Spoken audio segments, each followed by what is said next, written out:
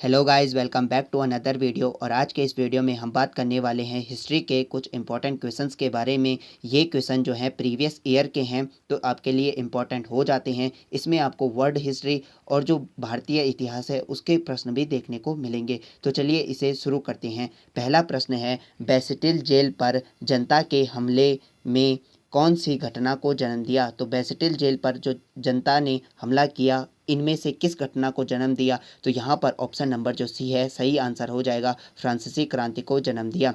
देखिए, जब बेस्टिल जो राज्य की जेल थी उस पर हमला होता है 14 जुलाई 1789 को, यहाँ पर जो है हमला किया जाता है जनता द्वारा। और पेरिस की जनता जब हमला करती है तो वहाँ से क्या है, कैदियों को छुड़ा लिया जाता है। और इसी तारीख को 14 जुलाई 1789 को जो है फ्रांसीसी क्रांति की जो है शुरुआत मानी जाती है। और ये क्रांति कब समाप्त होती है? तो 1799 को ये क्रांति जो है समाप्त होती है।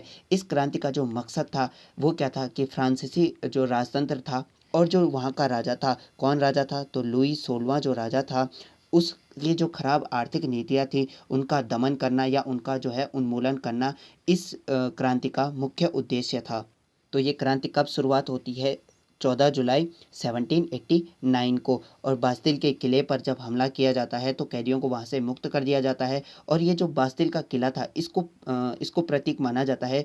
जब इस पर हमला किया जाता है तो इसको निरंकुशता का पतन और जनता की जो है विजय का प्रतीक माना जाता है वहाँ पर। और इसीलिए जो है 14 जुलाई को फ्रांस का जो क्या मनाया जाता है, स्वतंत्रता दिवस के रूप में फ्रांस के लोग इसे 14 जुलाई को स्वतंत्रता दिवस के रूप में मनाते हैं। और इस क्रांति के बाद जो है विश्व में जो है प्रजातांत्रिक जो सिद्धांत होते हैं उनका जो है प्रचार प्रसार शुरू होता है। और इस क्रांति को जो है स्वतंत्रता, समानता और भ्रातृत्व के प्रति जो है जोर के रूप में माना जाता है।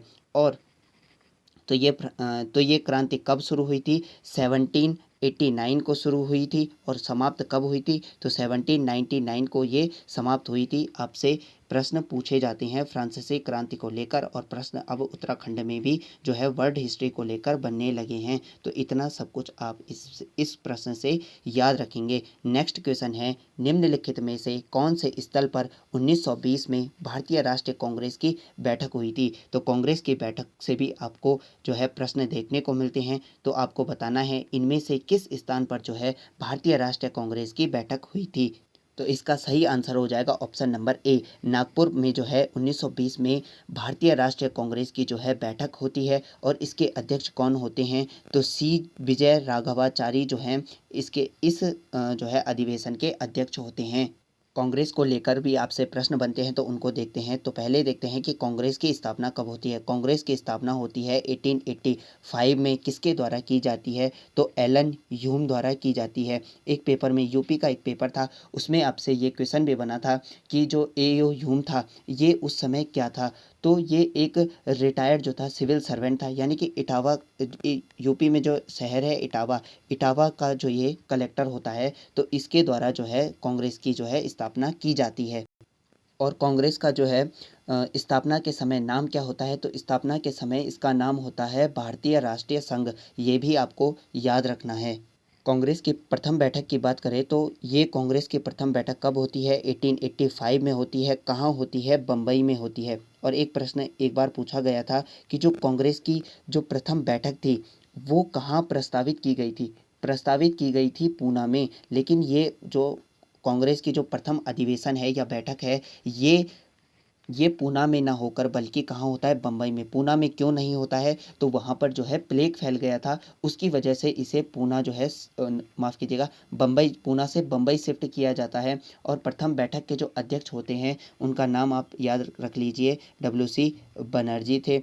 और एक और चीज़ इससे एक पूछी जाती है कि जो कांग्रेस का प्रथम अधिवेशन था उसमें कितने लोग शामिल थे? तो उसमें 72 लोग शामिल थे। और इसी अधिवेशन में जो है भारतीय राष्ट्रीय संघ का नाम जो है भारतीय राष्ट्रीय कांग्रेस कर दिया जाता है। किसके कहने पर? तो दादा भाई नौरोजी, जिन्हें grand old man of India के नाम से भी जाना जाता है। तो इतना सब आप इस प्रश्न से याद रखेंगे। नेक्स्ट क्वेश्चन है, डैश को लाइट ऑफ एशिया, एशिया की ज्योति के रूप में भी जाना जाता है। तो आप इनमें से इसका आंसर क्या लगाएंगे? तो देखिए, लाइट ऑफ एशिया के नाम से जाना जाता है? Option number D, Mahatma Buddha को लाइट ऑफ एशिया के नाम से भी जाना जाता है, या जिसे एशिया का ज्योतिपुंज भी कहा जाता है इन्हें, और एशिया की ज्योति भी के रूप में भी जाना जाता है। अगर महात्मा बुद्ध की बात करें तो महात्मा बुद्ध का जो है बचपन का नाम क्या होता है? तो बचपन का नाम इनका सिद्धार्थ होता है। इनके अन्य नामों की बात करें तो शाक्यमुनि और तथागत भी इन्हें कहा जाता है। यानी कि तथागत का अर्थ क्या होता है? जिसका ज्ञान जो है सत्य हो। इन्हें गौतम बुद्ध के भी नाम से जाना जाता है और बौद्ध धर्म के ये क्या हैं? संस्थापक हैं। इनका जन्म की बात करें तो 563 ईसा पूर्व में इनका जन्म होता है। और कहाँ इनका जन्म होता है? तो लुम्बिनी में, जो कि कपिलवस्तु में पड़ती थी, लुम्बिनी में इनका जन्म होता है। पिता का नाम क्या होता है? तो पिता सुधोधन होते हैं, जो कि शाक्य कुल के होते हैं, और माता का नाम महामाया देवी होता है। पत्नी यशोधरा थी और इनकी मृत्यु जो है 483 ईसा पूर्व में जो है हो जाती है। तो ये कुछ हमने फैक्ट गौतम बुद्ध से देखे। नेक्स्ट क्वेश्चन है, श्रीलंका में गृह युद्ध कब समाप्त हुआ था? तो इसका जो सही आंसर है ऑप्शन नंबर सी, 2009 में जो है श्रीलंका का गृह युद्ध समाप्त होता है।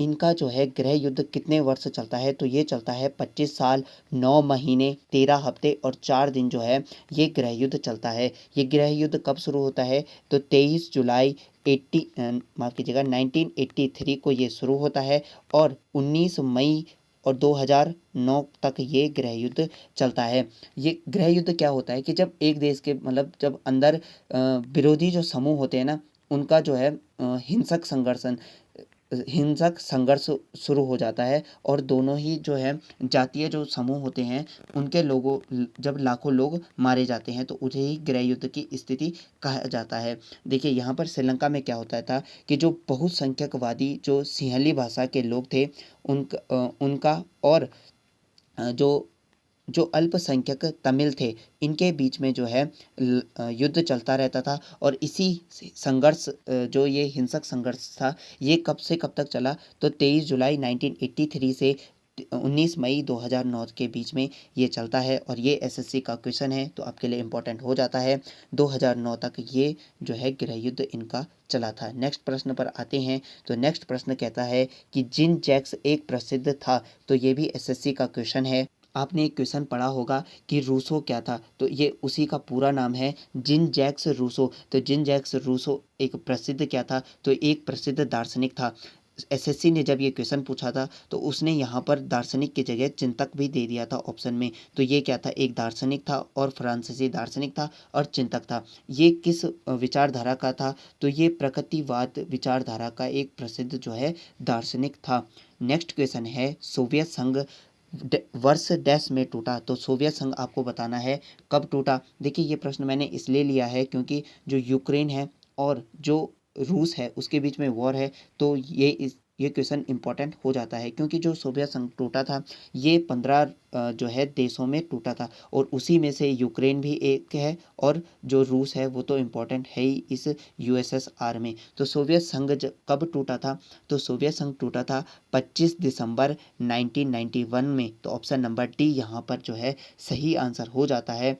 और उस समय जो है सोवियत संघ के जो है राष्ट्रपति कौन थे? तो मिखाइल गोर्बाचेव जो थे उस समय सोवियत संघ के जो थे राष्ट्रपति थे। और जब ये घोषणा होती है सोवियत संघ के टूटने की, तो उन्होंने जो है अपना इस्तीफा यहाँ से दे दिया था। और कितने देशों में टूटा? तो ये जो है 15 देशों में टूटा था, जिसमें से यूक्रेन और इम्पोर्टेंट जो है यूक्रेन और रशिया हैं।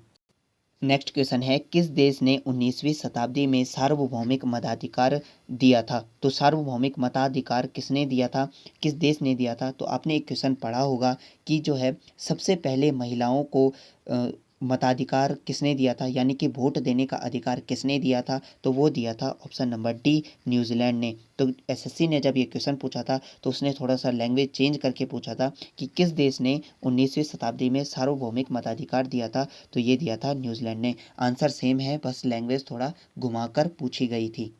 सार्वभौमिक मताधिकार क्या होता है? तो सार्वभौमिक मताधिकार क्या होता है कि जब सभी जो है वयस्क नागरिकों को है जो मतदान का जो है अधिकार यहाँ पर होता है, उसे ही सार्वभौमिक जो है मताधिकार कहा जाता है। नेक्स्ट क्वेश्चन है, बेगम हजरत महल भारत के निम्नलिखित में से किस विद्रोह से संबंधित हैं? अगर बेगम हजरत महल की बात करें तो ये अवध के नवाब वाजिद अली शाह की जो है दूसरी पत्नी थी और इनका जो असली नाम था वो था महक परी। तो ये किस विद्रोह से संबंधित हैं? ये हैं सिपाही विद्रोह 1857 के विद्रोह से संबंधित हैं। उस समय इन्होंने जो है 1857 की क्रांति के समय जो है लखनऊ, आगरा और अवध का क्या किया था? नेतृत्व किया था इन्होंने 1857 की क्रांति के समय। और एक और प्रश्न बनता है अवध को लेकर कि अवध को कब जो है डलहौजी की हड़प नीति के द्वारा अ, अंग्रेजी साम्राज्य में मिलाया गया? तो इस पर कुशासन का आरोप लगाकर 1856 में जो है मिला दिया गया था। डलहौजी के द्वारा कुशासन का आरोप लगाकर अवध को मिला दिया गया था अंग्रेजी साम्राज्य में। नेक्स्ट क्वेश्चन है किसी युद्ध में, अच्छा यहाँ पर किस युद्ध में नेपोलियन की पराजय हुई थी? अगर ऑप्शंस की बात करें यहाँ पर तो ये सभी युद्ध जो हैं नेपोलियन द्वारा लड़े गए थे। अगर बात करें आर्को आर्कोल के युद्ध की तो ये नेपोलियन ने 1796 में लड़ा था। और जेना के युद्ध की बात करें तो 1806 में लड़ा था। और लिग्नी के युद्ध की, वाटरलू के युद्ध की बात करें तो 1815 में लड़ा था। और लिग्नी के युद्ध की बात करें तो ये भी इसने 1815 में लड़ा था। अब यहाँ पर पूछ रहा है कि किस युद्ध में जो है नेपोलियन की पराजय हुई थी? तो इसका जो सही आंसर है वो जाएगा ऑप्शन नंबर सी, वाटरलू के युद्ध को ही नेपोलियन का अंतिम युद्ध माना जाता है जो कि 1815 में होता है। और ये इस युद्ध में जो है हार जाता है। ये युद्ध कब होता है? तो 1815 में होता है। और कहाँ लड़ा जाता है? तो बेल्जियम में ये वाटरलू का युद्ध लड़ा जाता है। और इसमें जो है नेपोलियन की जो फ्रांसीसी सेना होती है और एक ड्यूक करके एक सेनापति हो जाए वेलिंगटन का, और मार्शल ब्लेचर भी एक जो है व्यक्ति होता है। इन दोनों ने ही मिलकर जो है, इनकी संयुक्त सेना ने मिलकर नेपोलियन को यहाँ पर हरा दिया था वाटरलू के युद्ध में। और इसे जो है नेपोलियन की अंतिम हार के रूप में भी माना जाता है। और नेपोलियन के जो है युद्धों का अंत भी यहाँ पर माना जाता है। कहा जाता है कि नेपोलियन ने जो है 70 से जो है अधिक युद्ध लड़े थे और इसमें से ये केवल 7 हारा था। उसमें से एक था वाटरलू का युद्ध। और नेपोलियन जो बोनापार्ट था ये एक फ्रांसीसी सम्राट था और जो है ये जो है 2 बार जो है फ्रांस का शासक बना था। कब कब बना था? तो एक बना था 1804 से 1814 तक बना था और दूसरी बार 1815 में बनता है। और उसी के बाद जो है ये वाटरलू का युद्ध लड़ता है और वाटरलू के युद्ध में हार जाता है। और एक और प्रश्न बनता है कि वाटरलू का युद्ध जो है कहाँ लड़ा गया था? तो बेल्जियम में जो है ये युद्ध लड़ा गया था। नेक्स्ट प्रश्न पर आते हैं। नेक्स्ट प्रश्न कहता है कि संयुक्त राज्य अमेरिका ने किस वर्ष में लोकतांत्रिक संविधान अपनाया था? तो इसका जो सही आंसर है वो हो जाएगा ऑप्शन नंबर बी, 1787 में जो है संयुक्त राज्य अमेरिका ने जो है लोकतांत्रिक जो है संविधान अपनाया था। और इसे लागू कब किया था? तो 1789 में जो है अमेरिका ने इस संविधान को लागू कर दिया था। तो 4 मार्च 1789 को जो है अमेरिका ने अपना संविधान लागू कर दिया था। और 17 सितंबर 1787 को इनका संविधान जो है अपनाया जाता है। दोनों डेट आपको याद रखनी है। नेक्स्ट क्वेश्चन है 1192 में तराइन के युद्ध में पृथ्वीराज चौहान किसके हाथों पराजित हुए थे? तो पृथ्वीराज चौहान जो है तराइन के द्वितीय युद्ध में हारे थे मोहम्मद गोरी से। ऑप्शन नंबर सी जो है यहाँ पर सही आंसर हो जाएगा। इससे पहले जब 1191 में तराइन का जो है प्रथम युद्ध होता है उसमें पृथ्वीराज चौहान जो है इस मोहम्मद गोरी को हरा देते हैं। और 1192 में तराइन के युद्ध में ये पृथ्वीराज चौहान को हरा देता है। नेक्स्ट क्वेश्चन है 5 मार्च 1931 को संवैधानिक सुधारों की शर्तों पर बातचीत करने के लिए भारतीय राष्ट्रीय कांग्रेस की ओर से मोहनदास करमचंद गांधी ने डैश के साथ उच्च स्तरीय आधिकारिक बैठक में भाग लिया था। तो डैश के स्थान पर आपको जो है उत्तर बताना है कि किसके साथ। आपने एक प्रश्न पढ़ा होगा कि 5 मार्च 1931 को क्या होता है? गांधी इरविन समझौता होता है। तो ये बस प्रश्न बड़ा है, प्रश्न की भाषा बड़ी है, बाकी प्रश्न सिंपल सा है। तो किसके साथ जो है यहाँ पर बैठक में भाग लिया गया था महात्मा गांधी द्वारा? तो ऑप्शन नंबर सी जो है सही आंसर हो जाएगा। 5 मार्च 1931 को ही लॉर्ड इरविन के साथ जो है गांधी जी का समझौता होता है और इसे गांधी इरविन समझौते के रूप में जाना जाता है। नेक्स्ट प्रश्न है अगस्त 1858 में ब्रिटिश संसद ने एक अधिनियम पारित किया जिसने कंपनी के शासन को समाप्त कर दिया। इसे कौन सा अधिनियम या एक्ट कहा गया? तो इसे कौन सा अधिनियम या एक्ट कहा गया? देखिए यहाँ पर कंफ्यूज नहीं होना है। देखिए यहाँ पर अगर बात करें कि ईस्ट इंडिया कंपनी का व्यापार संबंधी जो अधिकार थे वो कब समाप्त किया गया, तो 1813 के चार्टर एक्ट के तहत समाप्त किया गया। और पूर्ण अधिकार बोलेगा तो 1833 में जो है कंपनी के व्यापार संबंधी ये क्या थे, व्यापार संबंधी अधिकार थे। लेकिन यहाँ पर ऑप्शन जो है वो अलग हैं, इसलिए आप शायद कंफ्यूज ना हो। तो इसी इसका जो सही आंसर है, जो अगस्त 1858 में जो ब्रिटिश संसद से जो अधिनियम पारित किया गया था, तो इसे क्या नाम दिया गया, इसे कहा गया भारत सरकार अधिनियम 1858, इसका पूरा नाम हो जाता है। तो इसे कहा गया भारत सरकार अधिनियम 1858, जिसे एक्ट फॉर गुड गवर्नेंस के नाम से भी जाना जाता है। और ये किसके काल में आया था, तो ये आया था लॉर्ड कैनिंग के काल में। इसके द्वारा क्या किया जाता है, भारत में कंपनी का शासन जो है समाप्त किया जाता है, यानी कि भारत पर जो है प्रत्यक्ष किसका अधिकार हो जाता है, तो ब्रिटेन का जो है प्रत्यक्ष अधिकार यहाँ पर हो जाता है। और सारी जो है कंपनी का अधिकार खत्म करके भारत के शासन का नियंत्रण किसको दिया जाता है, तो ब्रिटिश सम्राट को दिया जाता है। यानी कि उस समय तो रानी थी, तो ब्रिटिश जो सम्राट थे उसको यहाँ पर भारत का नियंत्रण और रखरखाव जो है सौंपा जाता है। तो इस प्रश्न से आपको इतनी बातें जो हैं याद रखनी है। नेक्स्ट क्वेश्चन है, निम्नलिखित में से कौन फ्रांसीसी क्रांति के आदर्शों से प्रेरित था, तो इनमें से आपको बताना है फ्रांसीसी क्रांति के आदर्शों से कौन प्रेरित था। ऑप्शन नंबर बी जो है यहाँ पर सही आंसर हो जाएगा, टीपू सुल्तान, जिन्हें मैसूर का टाइगर भी कहा जाता है, वो फ्रांसीसी क्रांति के आदर्शों से काफ़ी प्रेरित थे। और अगर यहाँ पर एक और व्यक्ति की बात करें तो राजा राम मोहन रॉय भी जो फ्रांसीसी क्रांति के विचार थे उनसे काफ़ी ज़्यादा प्रेरित हुआ करते थे। नेक्स्ट है, गांधी इरविन समझौता निम्नलिखित में से भारत के किस आंदोलन से संबंधित था। अभी पिछले प्रश्न में हमने बात करी थी कि गांधी इरविन समझौता कब किया जाता है, तो 5 मार्च 1931 को जो है गांधी इरविन समझौता होता है। तो ये किस जो है भारतीय आंदोलन से संबंधित था, ये था ऑप्शन नंबर सी, सविनय अवज्ञा आंदोलन, जो कि 1930 में जिसकी शुरुआत की जाती है, इससे ये संबंधित यहाँ पर ये समझौता था। तो तो फ्रेंड्स, हमने यहाँ पर जो है हिस्ट्री के जो है इंपॉर्टेंट प्रश्नों को देखा। अगर आपको ये वीडियो पसंद आए तो इसे लाइक कीजिए, शेयर कीजिए और चैनल को सब्सक्राइब कीजिए। मैं मिलता हूँ आपको नेक्स्ट वीडियो में, तब तक के लिए टेक केयर एंड बाय।